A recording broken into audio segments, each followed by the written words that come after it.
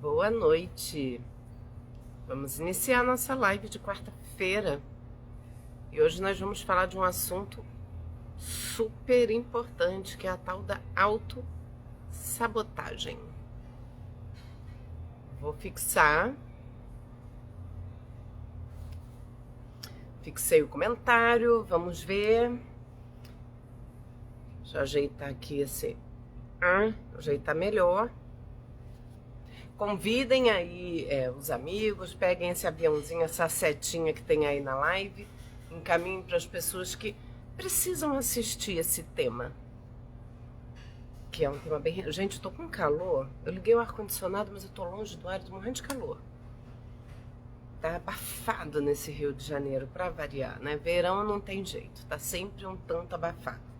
Como é que vocês estão? Animados pro carnaval? Carnaval tá vindo aí, fim de semana já estaremos todos em ritmo de carnaval. Oi, Jaque, o que é muito bom? Eu adoro carnaval, porque eu adoro o carnaval em si, eu adoro feriado prolongado, melhor feriado do ano. Tirar para dar uma descansada, para relaxar, para ficar de bobeira, para estudar, que eu tô atrasada com algumas coisas da minha pós-graduação, então vou tirar esse carnaval para isso. Não sou muito da bagunça do carnaval, não. Oi, Valdisney, boa noite. Vamos chegando, esse Instagram hoje tá meio devagar aqui. Vamos lá, vamos convidar as pessoas para estarem aqui com a gente, pra gente bater esse papo. Ai, gente, acho que eu vou prender o cabelo. Não tô dando conta desse cabelo solto. Tô com muito calor. Enquanto vocês vão chegando... Amiga, você que é maravilhosa. Obrigada, querida. Deixa eu ajeitar aqui.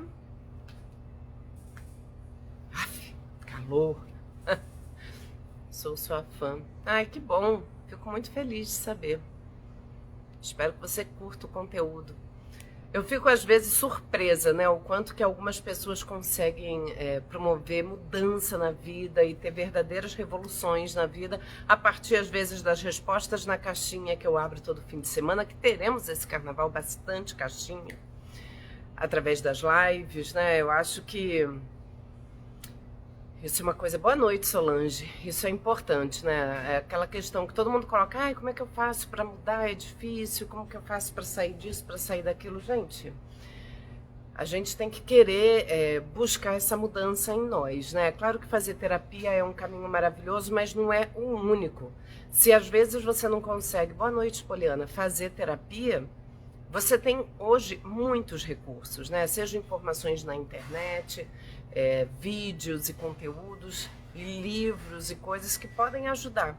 A gente só tem que se abrir para isso, né? Abrir nossa consciência para isso e buscar atitude de mudança, como eu sempre falo com vocês. Boa noite, Celeste. Bom, e aí só para atualizar, não sei se tem gente de primeira vez aqui nessa live, mas eu sempre fecho os comentários, trago o conteúdo da live para não perder meu raciocínio. Ao final, eu abro novamente para perguntas. Então, se você está assistindo a live e está com alguma questão, anota. Ficou uma dúvida, quis comentar alguma coisa, anota em algum lugar ou mentalmente, mas anota num papel, que eu vou trazer o conteúdo e logo após eu abro para a gente conversar e tirar dúvidas e discutir, tá? Hoje eu vou procurar ser bem sucinta na explicação, vamos ver se eu consigo, porque eu sempre falo isso e acabo trazendo muita coisa, mas vou tentar fazer um recorte e ser bem sucinta na explicação para a gente poder abrir para a conversa, né? Eu acho que vocês sempre trazem e enriquecem a live, trazendo as dúvidas e a gente tendo esse diálogo, que a ideia é essa, tá? Então vamos lá, eu vou desativar os comentários. Pronto, comentários desativados. Então anotem, tá? Para não perderem a dúvida, vou trazer aqui o conteúdo e depois eu abro para a gente conversar, trocar ideia e tirar dúvidas, ok? Então vamos lá. A gente tanto fala de autossabotagem, eu não tenho certeza se vocês sabem o que é a tal autossabotagem, do que a gente está falando quando a gente está falando de autossabotagem, o que é isso na nossa vida. Bom, quando a gente fala de auto qualquer coisa, é alguma coisa em nós, né? Autoestima, é a estima que eu tenho por mim, né? Amor próprio, é o meu auto-amor, né? Então, assim, a autossabotagem é quando eu mesma me saboto. E a sabotagem é em relação, especialmente quando a gente tem algum objetivo, sei lá, eu tenho um objetivo para alcançar, eu desejo alguma coisa, mas eu tenho comportamentos que atrapalham que eu alcance esses objetivos. A autossabotagem, isso é importante, ela pode se dar de maneira consciente, a gente percebendo que a gente está dando aquela escorregada, que a gente está fazendo coisas que não vão levar a gente a alcançar aquele objetivo, e ela pode ser inconsciente. Às vezes a gente tem mecanismos que são inconscientes e a gente nem percebe que aquilo está atrapalhando a nossa vida e que nós mesmos é que estamos impedindo, criando obstáculos para a gente atingir aquilo que a gente gostaria. A gente acha que é o outro, né? Por exemplo, em relacionamento, isso é muito comum. Eu quero muito encontrar alguém e não sei o que, mas eu não dou sorte, eu não encontro ninguém, eu só me relaciono com pessoas que me fazem sofrer e coisas assim, né? Nada na minha vida dá certo.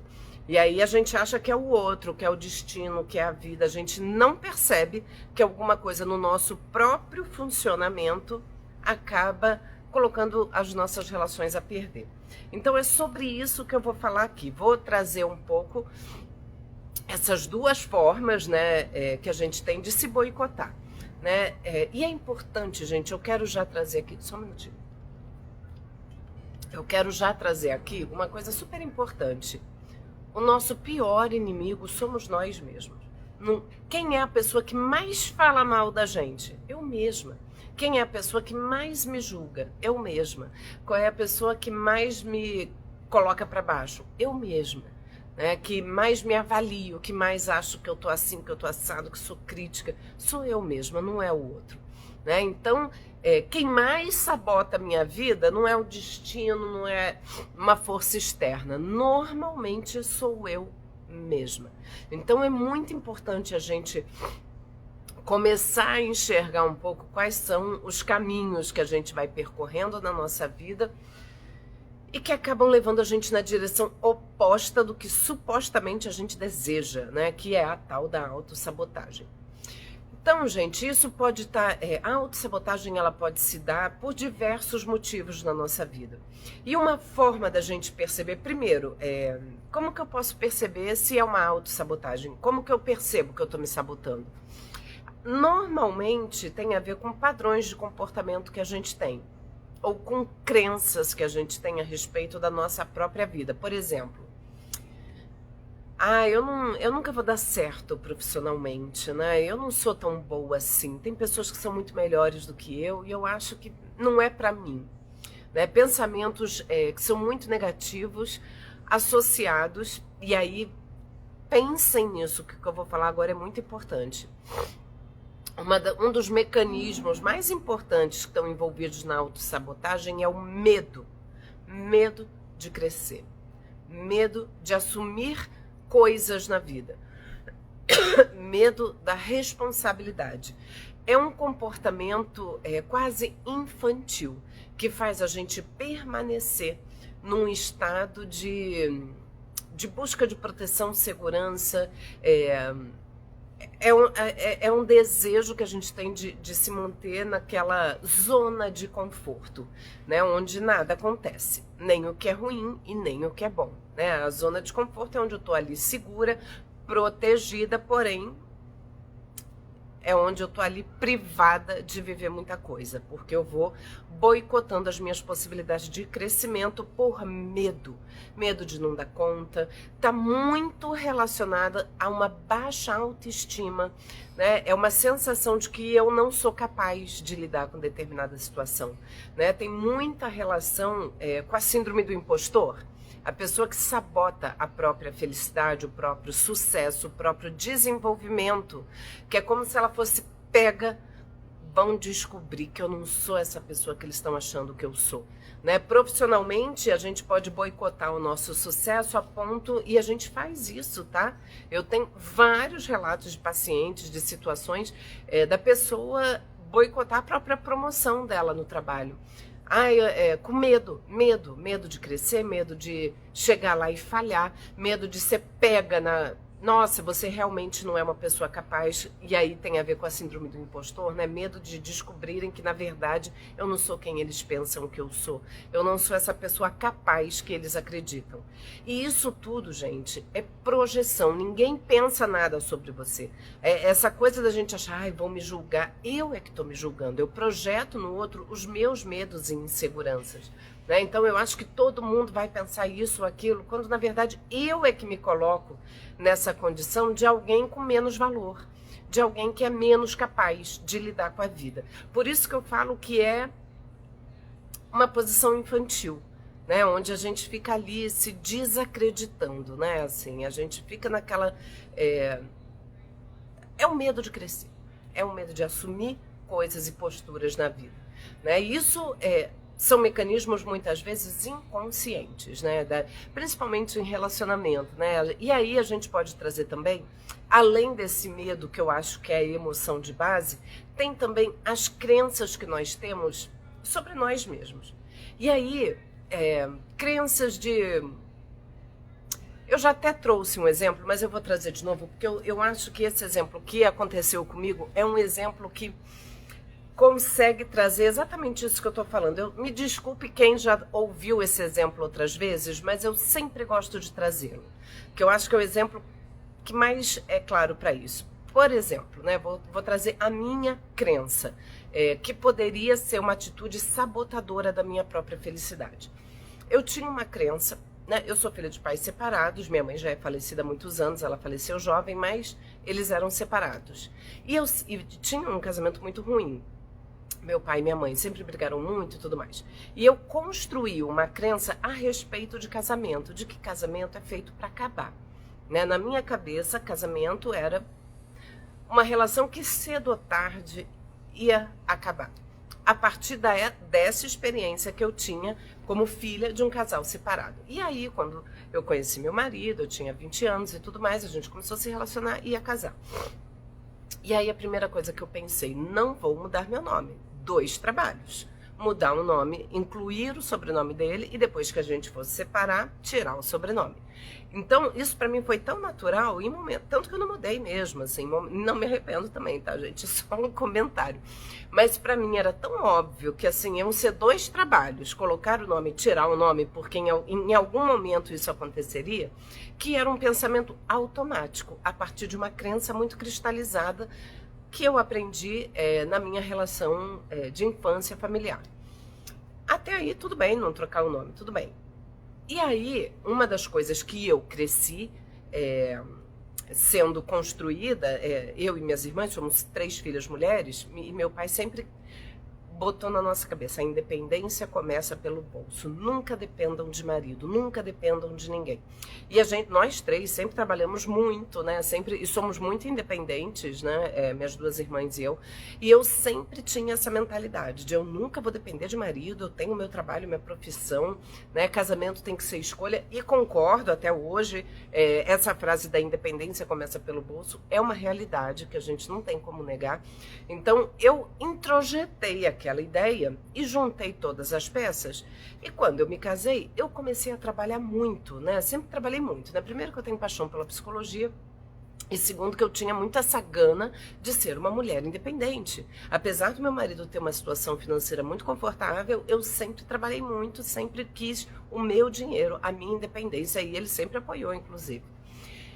Até um ponto que eu já tinha minhas 2 filhas pequenas e estava trabalhando muito, né? Eu era concursada da prefeitura, sou policial militar, né? Sou capitão da polícia hoje, na época era tenente, atendia em consultório e estava com minhas 2 filhas pequenas, né? Betina, na época que eu entrei para a polícia, Betina não tinha nem 2 anos, né? E Sofia é 3 anos mais velha, então as 2 eram muito pequenas. E eu estava esgotada, trabalhando muito, esgotada. E eu estava naquele automatismo de não abrir mão, eu não queria abrir mão do meu trabalho, porque na minha cabeça eu não podia abrir mão da minha independência nunca, porque eu tinha que trabalhar muito, porque quando o casamento acabasse, eu teria que estar pronta para viver sozinha.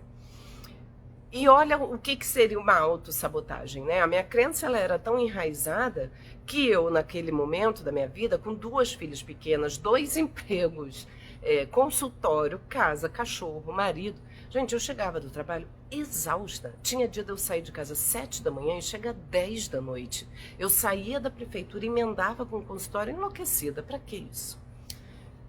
Enlouquecida. E chegava em casa exausta, apesar de gostar do que eu fazia, óbvio. Era muito puxado, com filha ainda, pequena e tudo mais.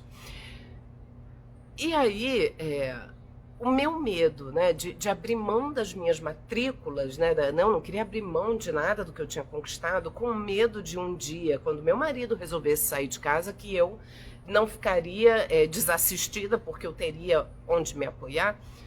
Por outro lado, eu poderia estar levando o meu casamento pro buraco, trabalhando tanto e sem tempo e nem paciência. Eu chegava exausta, ia dar atenção para as minhas 2 filhas. Eu mal dava atenção para meu marido na época, porque eu estava muito cansada.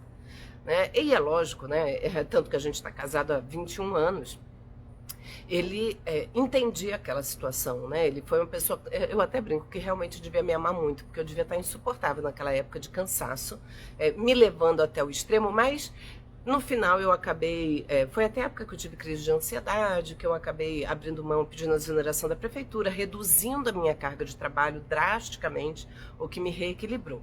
Mas imaginem que se eu não tivesse me dado conta, né? Na época eu fazia terapia também e tudo mais. Imagina se naquela época eu não tivesse me dado conta de que aquele meu excesso de trabalho estava me levando a um esgotamento e que aquilo estava impactando o meu relacionamento a ponto de um dia, de repente, realmente meu marido falar, cansei, não tenho mais esposa, porque ela chega em casa e não quer nem saber que eu existo, né? Então, imaginem esse cenário, que isso chegasse, se eu não tivesse parado e repensado a minha vida, talvez eu permanecesse nisso muito tempo, né? Uma pessoa que não faça terapia, que não reflita muito.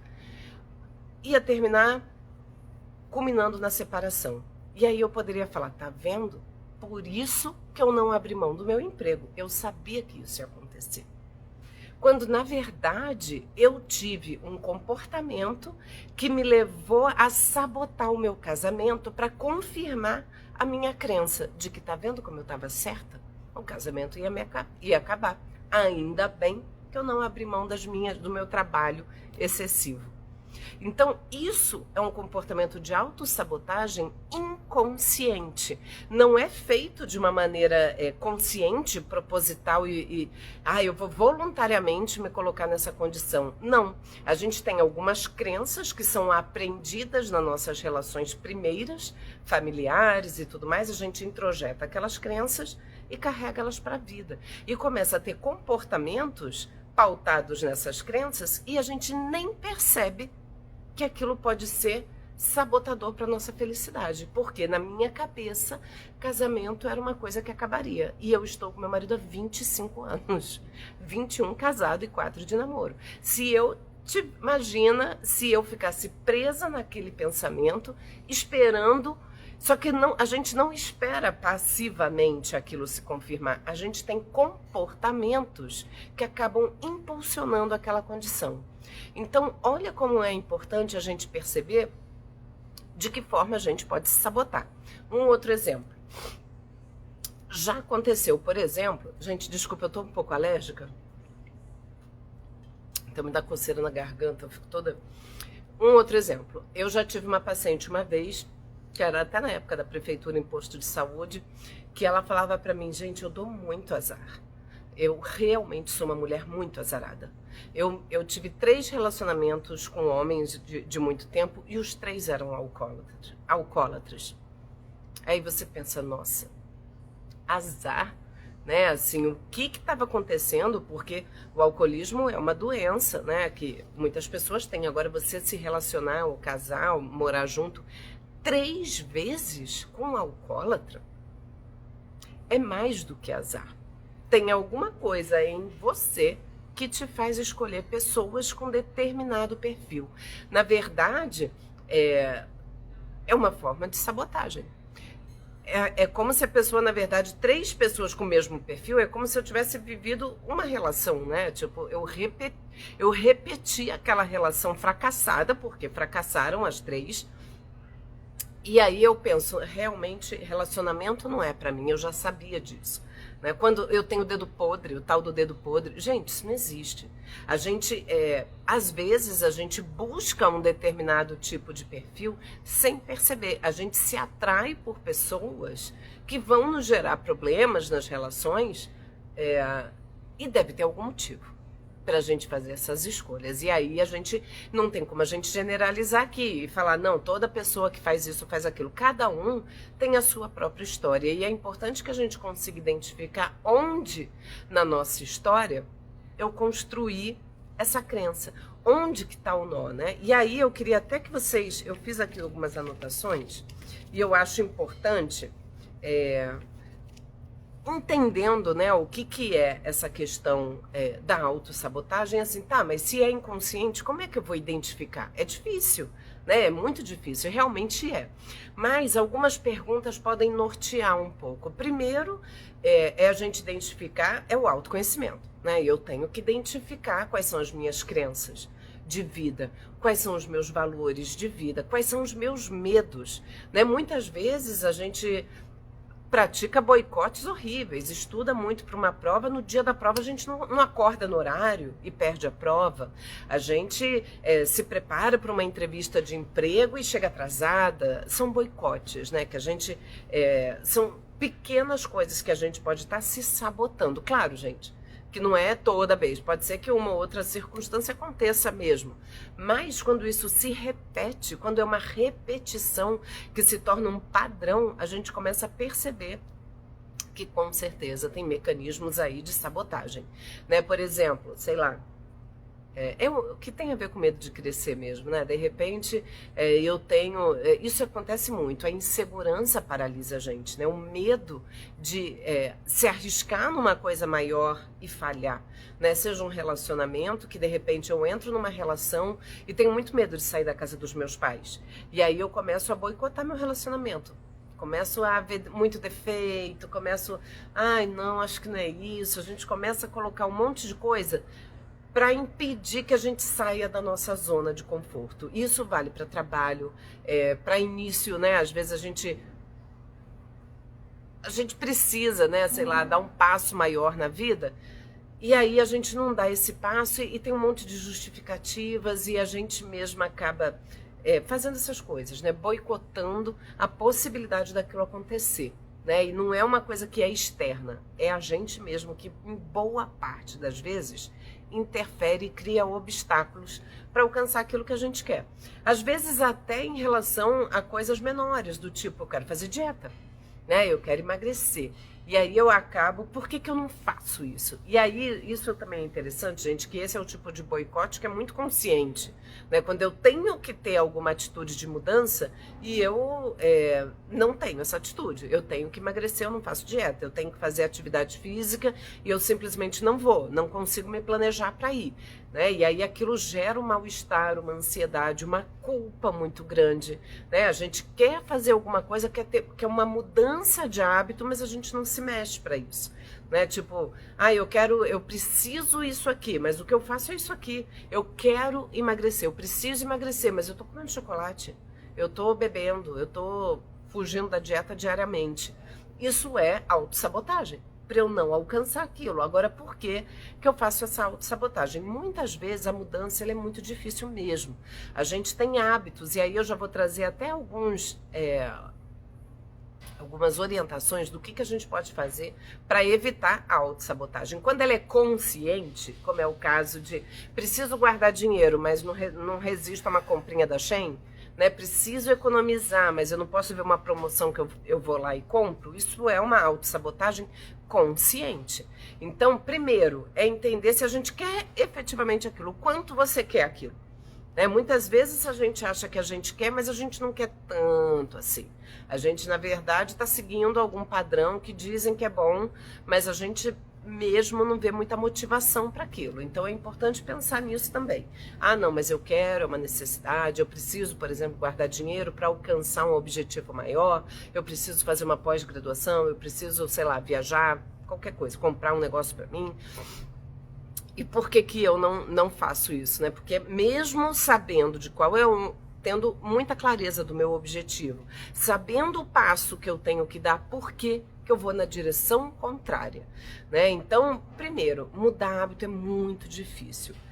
Muitas vezes a gente tem algumas crenças em relação, por exemplo, a dinheiro. Só se vive uma vez. Eu trabalho para isso, eu mereço.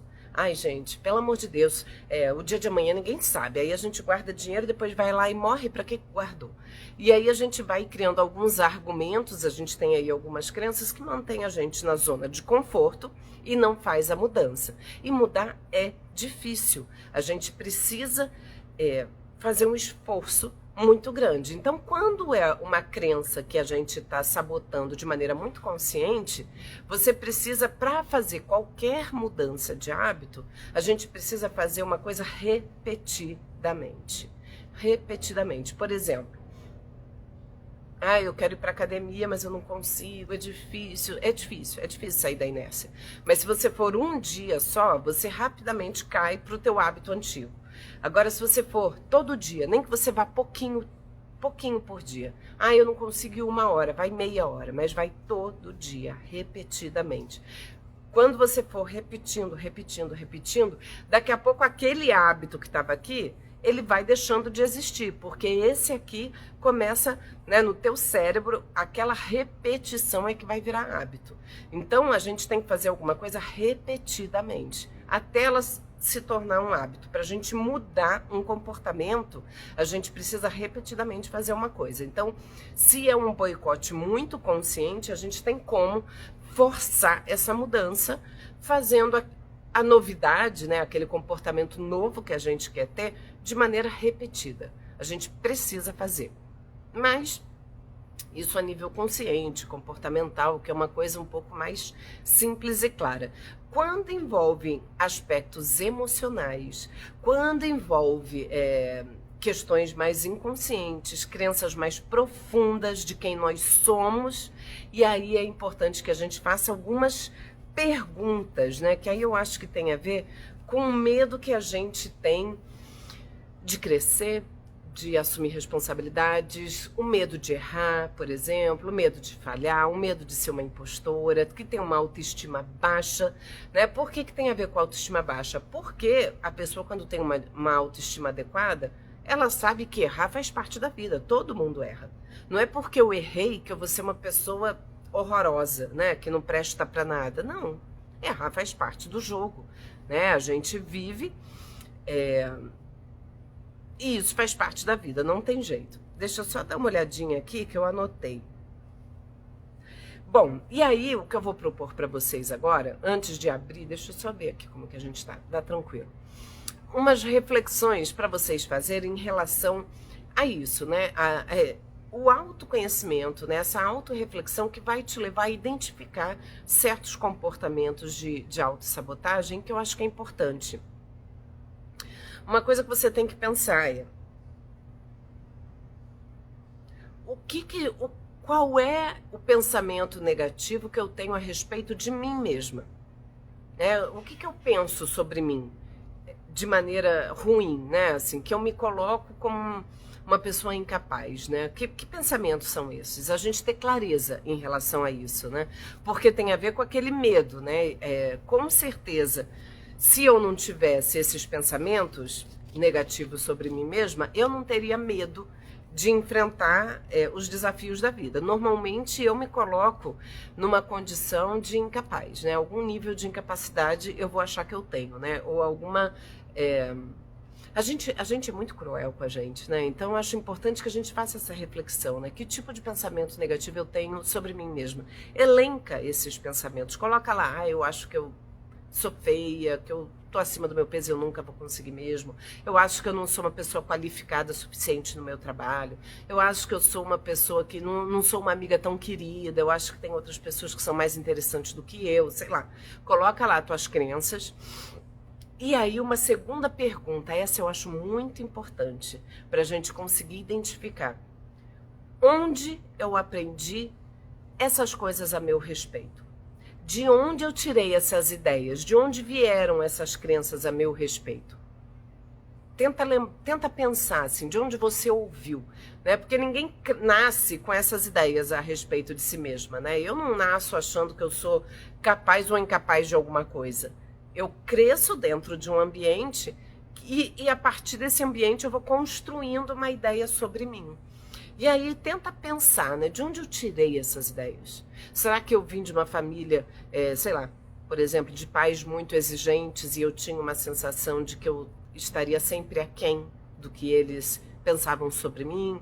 Será que dentro do meu ambiente escolar eu sofri algum tipo de bullying, onde eu cresci achando que eu era pior do que o outro, onde eu fui ali vítima de alguma situação social que me fez me perceber como uma pessoa incapaz, fraca ou menor do que o outro?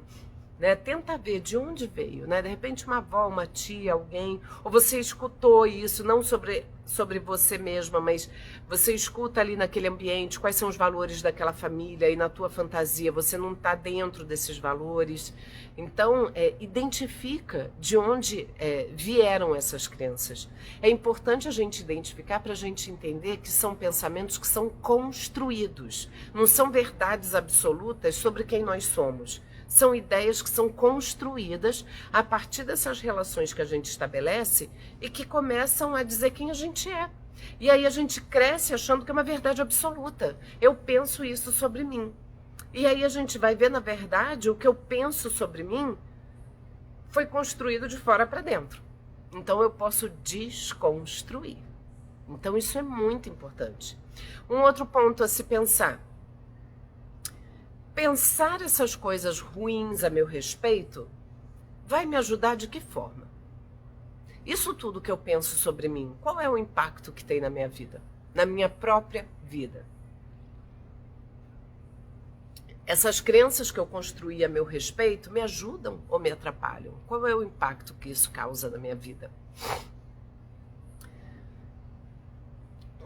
E aí, isso também eu acho super importante para a gente ter noção. A gente não tem noção, a gente está tão acostumado, está tão naturalizado a gente se colocar para baixo, que essa pergunta você tem que se fazer.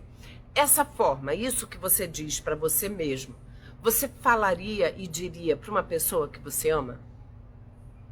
Que você, sei lá, você ama seus pais, seus amigos, irmãos, filhos, você falaria para essas pessoas o que você diz de você mesmo? Que você é uma incompetente, que você nunca vai conseguir, que você tá gorda mesmo e não tem mais saída, ou que você é uma pessoa que não merece ter uma relação feliz porque isso é muito para você. Você não é merecedora de felicidade ou sucesso na tua vida. Você falaria isso para alguém que você ama? Isso que você diz para você mesma? Isso é muito importante, porque muitas vezes a gente se acostuma a se colocar para baixo e não percebe o quanto isso é grave, né? O quanto que a gente reforça essas crenças negativas sobre a gente mesmo a partir desses pensamentos e da forma como a gente se vê. E aí, para finalizar essa autorreflexão, vocês podem pensar, o que eu poderia dizer sobre mim mesma que me ajudar? Que iria efetivamente me ajudar a lidar com as coisas da vida. E aí entra toda a parte da gente reconhecer as nossas pequenas vitórias diárias, né? Reconhecer que, bom, se eu estou no meu trabalho, né, nesse cargo que eu estou atualmente, é porque eu sou uma pessoa capaz. Eu já estou aqui, aí olha para a tua trajetória, de onde você partiu, onde você está hoje, aonde você quer chegar. Quais são as capacidades que você tem? Quais são as qualidades que você tem? Começa a pensar sobre isso e começa a desconstruir essas crenças que acabam com a tua autoestima e que te levam a sabotar teu próprio sucesso na vida. Seja em relacionamentos, quando a gente vem com essa crença de casamento não é para mim. Relacionamento não é uma coisa que é pra mim. Eu nasci pra viver sozinha. E aí a gente às vezes tem essa crença, eu nasci pra viver sozinha mesmo. Eu sou assim, eu gosto de viver sozinha. E aí quando eu entro numa relação, eu não entro totalmente, eu tô sempre com o pé pra fora, né? Porque eu sempre tenho medo de ser abandonada, por exemplo, né? Eu tenho medo de sofrer o abandono, por isso eu nem entro na relação. Isso é uma autossabotagem tremenda. Eu tenho medo de sofrer, porque a partir de relações que eu já tive e que foram infelizes e que me levaram a sofrer, eu tenho medo desse sofrimento. Então eu passo a não querer me relacionar mais. Isso é um auto-boicote. Vai evitar, né? Você não se relacionar com ninguém, vai evitar o abandono e o sofrimento pela rejeição, pelo abandono? Vai evitar. Mas vai evitar também a possibilidade de você ser muito feliz, de você ter uma vivência maravilhosa, de você estar numa relação e descobrir várias coisas interessantes sobre você mesma, sobre o outro, né? Então, a gente tem que estar atento a isso. A gente muitas vezes generaliza uma experiência ruim que a gente teve, a gente generaliza para outras situações que a gente vai viver. E a gente tem que tomar cuidado, porque cada relacionamento é um, cada pessoa é uma. A gente muda em cada relação que a gente está também, né? A gente não pode achar que é tudo farinha do mesmo saco. Homem é tudo igual, mulher é tudo igual, é tudo a mesma coisa, é só mudar de endereço. Isso é horrível, né? Nós não somos todos iguais, somos diferentes, pessoas únicas, capazes de estabelecer relações únicas com cada pessoa na vida. Só que a gente precisa se abrir para isso, né? E não por medo da rejeição e de sofrimento, a gente simplesmente boicota qualquer possibilidade de sucesso na nossa vida. Por já ter sofrido, eu não quero mais. Aí a minha melhor defesa é me isolar. E aí você vai passar a vida sem sofrimento, ok, mas você vai se anestesiar. É interessante que eu recebi outro dia uma seguidora até falando nessa questão da autossabotagem, que ela falou que ela se autossabota não sofrendo, que ela não se permite ficar triste, que ela acha que é uma autossabotagem, porque isso impacta a vida e os relacionamentos dela. Alguém que não tá nem aí, que não fica triste, não quer, problema é seu, assim. Ela falou que ela não consegue ficar triste, que ela acha que é uma forma que ela encontrou de se proteger, provavelmente, né? Porque aí você não quer viver aquela emoção ruim, mas que acaba sabotando a vida dela e os relacionamentos dela. Como é que você tá com alguém que não se entristece por nada? De repente você tá num relacionamento, tem uma pequena discussão, você fica triste e a outra pessoa aparentemente não tá nem aí. E isso também pode ser um boicote, né? Essa anestesia emocional. Eu passo a não sentir mais nada.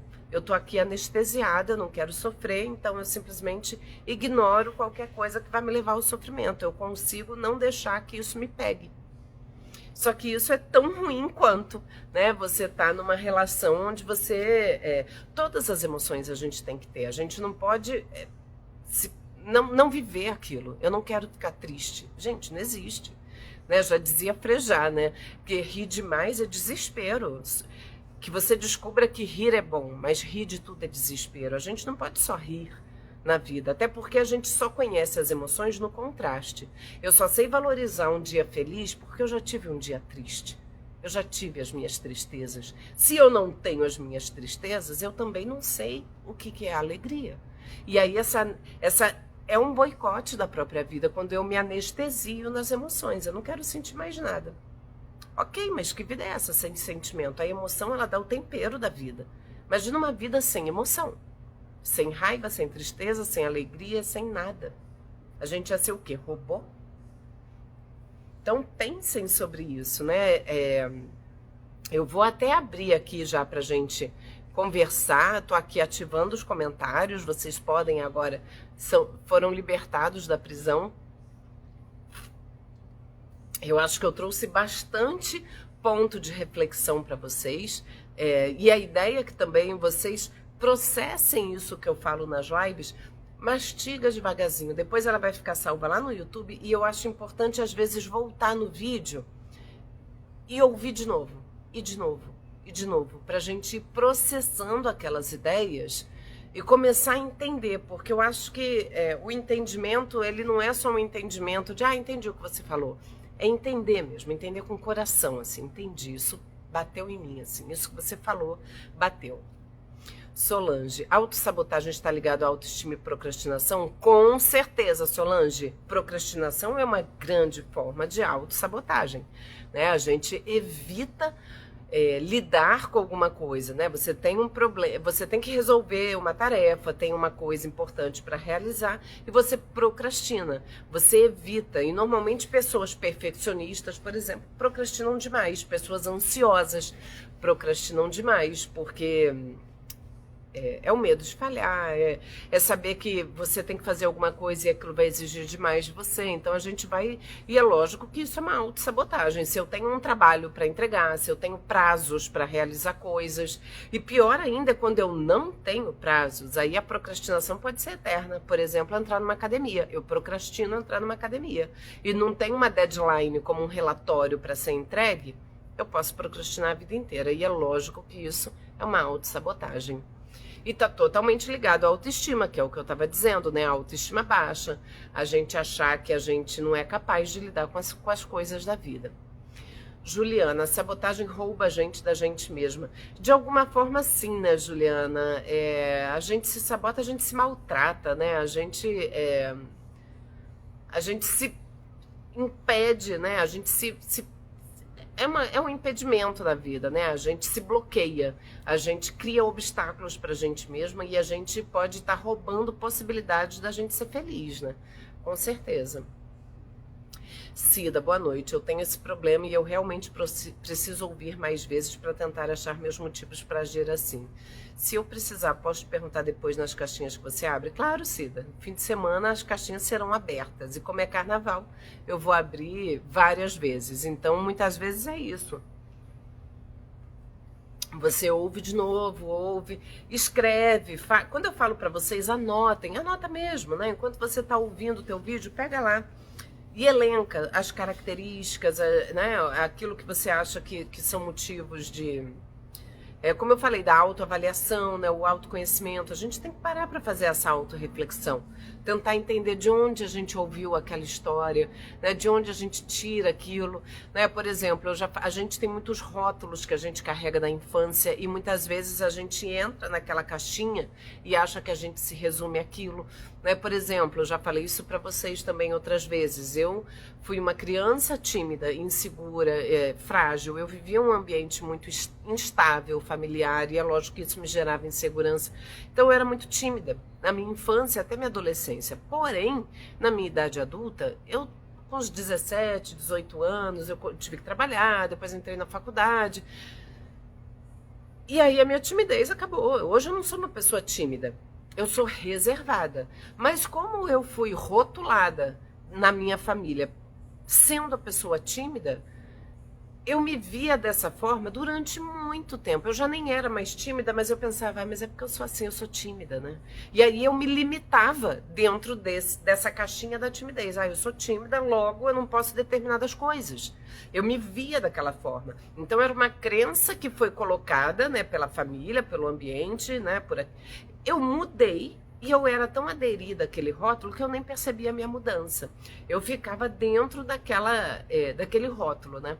Então é super importante que a gente faça esse passeio pelo autoconhecimento para perceber se esses rótulos dizem ainda algo sobre nós, né? Ou muitas vezes a gente está aderida num rótulo que foi colocado lá atrás e que não faz mais sentido. E a gente continua se vendo daquela forma, né? Tipo, nossa, mas eu já não sou mais aquela pessoa tímida. E aí a gente tem que começar a perceber, nossa, eu não preciso mais me limitar, eu não sou mais tímida, eu posso ir lá fazer isso, eu posso ir lá resolver aquilo, eu não sou essa pessoa frágil que eu achava que eu era. Então, por isso que olhar para a nossa própria história, tentar buscar de onde veio, né? Muitas vezes a gente reproduz, né? Eu tenho um paciente que sofreu um bullying brabíssimo na adolescência, né? Na infância, assim, na adolescência, no colégio. E hoje ele é uma pessoa adulta e ainda reproduz e revive essa situação, às vezes com um colega de trabalho. Né? Ele não está sofrendo bullying, mas ele entra no ambiente de trabalho e alguém não dá bom dia, ele já começa a desconfiar e se sentir desconfortável. Então é importante que ele perceba que isso é uma questão que é dele, porque ele teve uma vivência lá atrás que gerou um trauma e que hoje ele está diante de uma situação nova. Ele não é mais uma criança e aquele ambiente já não é mais hostil para ele. Mas às vezes a gente precisa olhar isso com muita clareza. Camila, tenho duas crenças limitantes. Homem ser provedor. Quando conheço alguém que não se enquadra no perfil que quero, me sinto triste e acabo não querendo conhecer mais ninguém. E que homem só gosta de mulheres... O quê? Essa crença do homem provedor, né, é uma crença social muitas vezes, né, e até dentro de alguns contextos ainda existe bastante, né. Mas é isso, se a gente fica esperando ou buscando esse perfil, talvez a gente tenha dificuldade de construir uma relação mais real, né, porque fica buscando e que homem só gosta de mulher pelo corpo. São crenças sociais, né? São valores sociais que muitas vezes a gente acaba colando nisso e acreditando que todo homem é assim e que toda mulher é assado. E não é, né? Nós somos pessoas individuais. Nem todo mundo vai gostar da mesma coisa e nem vai dar valor às mesmas qualidades, né? A gente tem que se desgrudar um pouco dessas crenças e se abrir para novas possibilidades, né? E aí vale a pena você pensar, por isso que quando eu falo da autorreflexão, quais são os valores que importam para você. O que realmente te atrai no homem?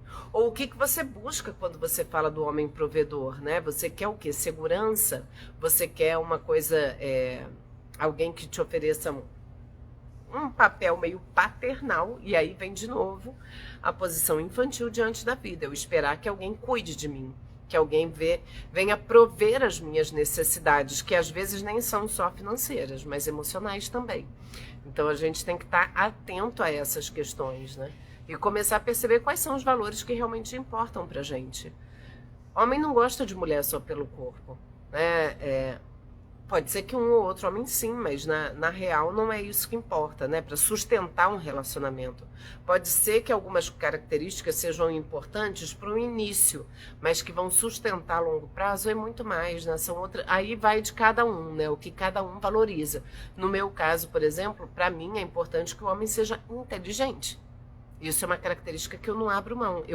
Por quê? Porque para mim é um valor importante. A inteligência, a capacidade de reflexão, de raciocínio, eu admiro pessoas assim. E num relacionamento a admiração é um critério super importante. Então você tem que ver em você, né? Quais são os valores que você busca, quais são os valores que você acredita que você tenha, né? E que muitas vezes você acha que, sei lá, o homem só busca uma mulher pelo corpo e eu não tenho um corpo bonito. Então, eu não sou uma mulher desejável por ninguém. Olha que crença absurda, né? E pode ser que tenha homens que busquem mulher pelo corpo, tem homens que busquem pelo humor, pela leveza, pela mulher ser simpática, gente boa, carismática, inteligente, provedora, né? Que tem homem que também quer se encostar. Então, são muitas características, né? É bom a gente pensar nisso, sem generalizações, né? Flor, muito bom tema. Acho que eu não quero ter mais ninguém por medo de sofrer. Aí, Flor, é bom pensar, né? Camila, sempre ouvi isso da minha mãe, que se eu não emagrecesse, iria ficar sozinha. Olha que absurdo. Olha que crença horrível que você criou sobre você mesma. Isso não existe. Isso não existe. Né? Se fosse isso, meu Deus, né? Se fosse isso, a gente casava e quando ficasse grávida, o marido ia embora. Isso não existe, né? Solange, como é importante a autorreflexão, olharmos para nós, nosso interior. Obrigado por sua ajuda diariamente. Que bom, Solange. Cida, tem coisas que eu quero na vida, mas fico com medo de levar adiante porque eu acho que é demais para mim. Isso é um pensamento muito sabotador, Cida. A gente achar que tem coisas que não são pra gente, né? Que, isso aí eu não vou alcançar nunca. E muitas vezes são coisas que realmente são possíveis. E aí é você pensar, né? Por que é demais? O que é demais, né? Quais seriam essas coisas, né? Talvez sejam coisas muito viáveis e você, de alguma forma, acredita que não é para você. Fico só admirando nos outros. Pois é, Cida. É claro que tem algumas coisas, gente, nem tudo a gente pode na vida, né? Eu já falei isso com vocês. Claro que tem algumas coisas e pessoas que têm talentos e situações que a gente realmente não vai alcançar, né? Mas tem outras coisas que são muito viáveis pra gente. E aí é você pensar do que você tá falando, né? Se são coisas que realmente são inalcançáveis, porque depende de coisas que você de fato não tem e nem tem como desenvolver, ou se são coisas que são possíveis sim, né? E que se a gente buscar desenvolver ou acreditar na gente, a gente consegue alcançar. Mais alguma questão, gente? Esse é um assunto que é muito bacana, né? Eu acho que faz a gente refletir bastante. Não tem como a gente generalizar, né? Trazer fórmulas, isso não existe, gente. A gente tem que parar de tentar achar o caminho fácil, rápido e indolor para a gente promover as mudanças que a gente deseja, para a gente alcançar os objetivos. Gente, não existe isso. Todo processo demanda um esforço, né? E para a gente mudar comportamentos e pensamentos e crenças, algumas crenças são tão enraizadas que a gente tem que fazer um esforço para mudar, né? Então, mas é um esforço que vale a pena. Então a gente precisa se esforçar, né? E para isso a gente tem que ter primeiro consciência de quem a gente é, de quais são os nossos valores, do que a gente tem, do que a gente busca no outro, quais são as nossas características, o que a gente pode desenvolver. O autoconhecimento é a chave mais importante. E aí, claro, a gente conseguir identificar, a partir dessas perguntas que eu fiz, né, que eu acho que é importante pensar, de que forma isso pode estar aparecendo na nossa vida. Walt Disney, autossabotagem tem a ver com alguma relação de ser validado por alguém? Não sei se foi claro.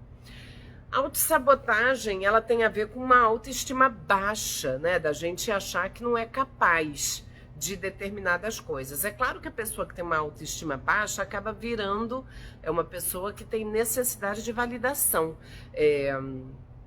Pessoas com autossabotagem podem criar facilmente dependência emocional com o outro por conta dessa autoestima baixa, né? Dessa validação, desse reforço, né? A gente busca no outro porque a gente mesma não encontra, né? Essa validação interna, né? Então pode ser que isso aconteça, de você buscar isso, né? Mas a autossabotagem, ela tá um pouco além, né? A gente vai mais além, não é só buscar uma validação do outro, a gente invalida as nossas possibilidades, né? A gente mesma, a gente aborta as missões todas, né? Ah, não vou conseguir, não vai dar certo, não é pra mim.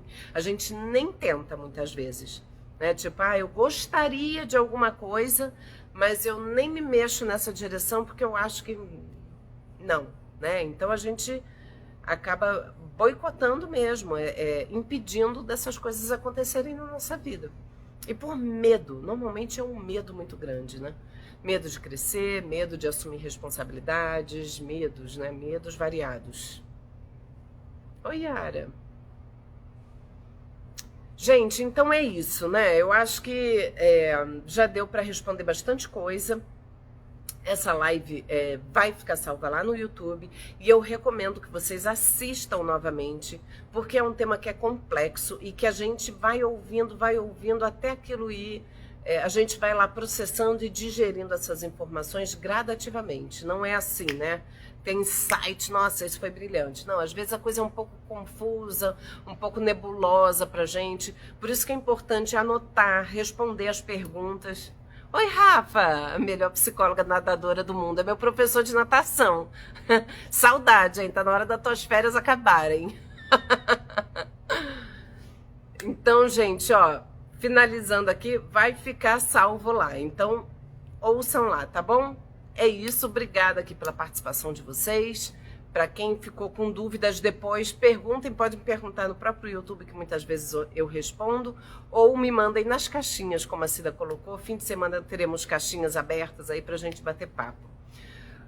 Oi, Tere, obrigada, querida, que bom que você gostou. Walt Disney, boa noite para vocês e ó, beijo, sempre arrasa. Obrigada, Camila. Semana que vem não teremos live, tá? Quarta-feira de cinza estaremos aí recuperando do carnaval. Beijo, boa noite para vocês e a gente se vê daqui 15 dias.